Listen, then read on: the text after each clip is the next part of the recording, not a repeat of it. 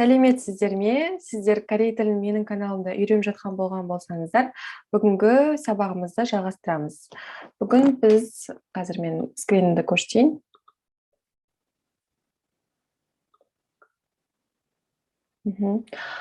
Бүгін біз корей тілінің ида деген грамматикасын өтеміз. Ида деген грамматикасын өтетін боламыз. Бұл ида деген ағылшынша білетін болсаңыздар, онда to be деген артикл бар, сондай to be деген мағынаны білдіреді. Ал егер қазақшаға келтіретін болсақ, онда ол жіктік жалғау. Яғни жіктік жалғау деген не? Мысалы, мен студентпін дейтін болсақ, немесе мен адаммын, яғни пін деп жіктеп тұр ғой. Мысалы, сен мысалы студентсің, ол студент деген сияқты. Сол сол адамның кім екенін, не екенін сондай жіктеп берген сондай жалғауды біз ида дейміз. Мысалы, мен студентпін дегенді біз кәріше айтатын болсақ, 나는 학생 이다. яғни сол пін деген нәрсе сол ида болып тұр. Мысалы,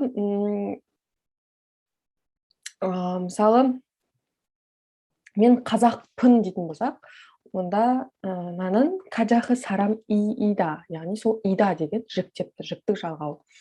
Енді бұл жіктік жалғау, яғни ида деген жалғау, зат есім аяғына жалғанады, және де сөйлемнің тақырыбын болжап береді. Яғни ол жаңағы кім екенін, не туралы айтып жатқанымызды айтып береді.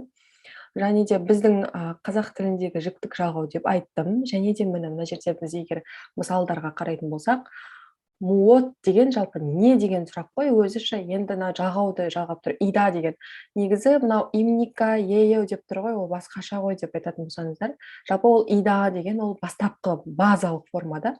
Мынау имника деген ол сұрақ, яғни имнида деген нәрсе ол ресми сыпайы түрі. Яғни сіз мысалы презентация жасап жатқан кезде, мысалы профессорлардың алдында, немесе көп халықтың алдында тұрған кезде, мысалы президенттің алдында тұрған сияқты сонда бір официальный, яғни ресми жерде тұрған кезде сөйлеу үшін осы имнида деген форманы қолданасыз. Яғни сөйлеген кезде зат есіміңіздің соңына имнида деп жалғайсыз. Екінші мысал тұр, ееу мен келтіріп тұр.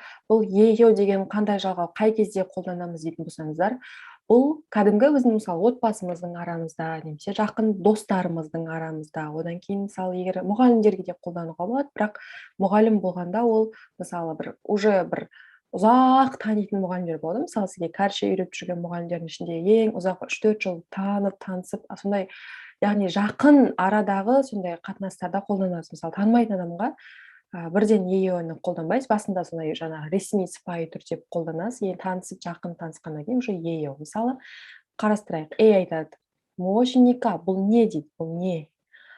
의자입니다. бұл үстел дейді. Но сізге сұрақты қандай формада қойса, сіз тура сол формада жауап бересіз. Мысалы сізге имника деп сұраса, сіз имнида деп жауап беру керексіз. Мысалы сізге 무엇입니까 деп сұрақ қойса, сіз ижае요 десеңіз, онда ол сіз кішкене этикетке жатпайды, яғни сыйластық түрде сіз сол қандай формада сұрақ қойса, соған жауап бересіз. Енді мынаны сұрайды, мое요 дейді. Досынан ба, мысалы туысқанынан ба сұрап жатыр, бұл не дейді? ижае요 дейді. Мысалы, мына жерде екі адам тұр, енді бір кісі таныстырып жатыр, сұрап жатыр. 한국 사람입니까? яғни ол кәріс па дейді. 한국 деген Корея адам деген ол кәріс қой енді біздің тілде. 네, 한국 사람입니다 дейді. Иә, бұл кәріс, яғни кәріс адам. Енді жаңағы бейресми сыпайы түрін қарастырсақ, 한국 사람이에요 деп сұрап тұр. 한국 사람이에요. Енді мына жерде бір нюанс бар. Мысалы, имникада К болып тұрса, яғни сол К болса, значит, ол сұрақ екенін бірден түсінеміз да. Да болса, онда ол жауап екенін, яғни просто айтып жатқанын түсінеміз. Ана жерде екеуінде де ееу екеуінің формасы алып жатқан жоқ, қайдан білеміз? Бұл кезде біз тоннан білеміз. Мысалы, 한국 사람이에요 деп андай кішкене сұрақ қойған кезде тонды жоғарылатасыз, сұрақ екенін білдіру үшін. Ал жауап бергенде 한국 사람이에요. Я, ол кәріс деп ше. Кәріс па деп бізде мысалы сұрақ қойған кезде андай тонымыз жоғарылайды ғой, сол тоннан білесіздер. Мен сұрап жатыр. 어디입니까? қайда ол дейді. 한국입니다. бұл Корея дейді. 어디예요? бұл қай жер, яғни қай ел, қайда? Хангук이에요. Корея. екеуі де мағынасы бірдей, просто мына жерде ресми, яғни бейресми, сыпайы түрлері. Енді біз мына жерде кәдімгі сұрақ жауап ретінде тағы да сол ида жалғауын қарастырайық. Бірінші, муошимника, яғни бұл не? Кабаң입니다. бұл сумка, сөмке. 학생입니까? сен студентсің ба? Сің ба? яғни 네, 학생입니다. Я, мен студентін, яғни 입니다. 누구예요? бұл кім? 친구예요. бұл досым. 고향이 어디예요? дейді. сенің отаның қайда? яғни туған жерің қай жерде? 서울이에요. яғни Сеулде. бұл кісі, яғни туған жері, отаны Сеул.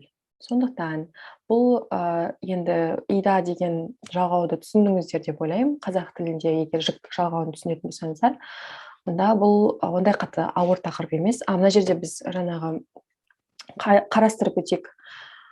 Міне, ео деген бейресми сыпайы тұр, ал мынау ресми сыпайы тұр. Имнида. Мысалы, ео. Енді бұл жерде қай кезде ео, қай кезде иео. Ео деген ол патчимы жоқ сөздерде еоны қолданасыздар.